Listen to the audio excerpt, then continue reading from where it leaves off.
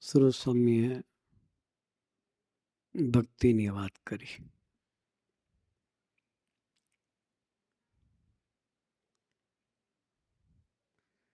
જનકભાઈની વાત કરી.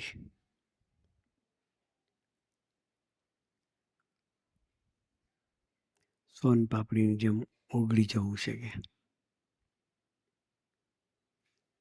સોન પાપડીની જેમ ઓગળી જવું છે.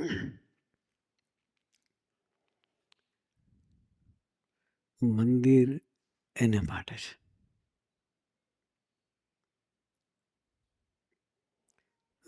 નિરંતર ઓગળતા રહેવાય. નિરંતર ઓગળતા રહેવાય. સંતોનો યોગ એના માટે.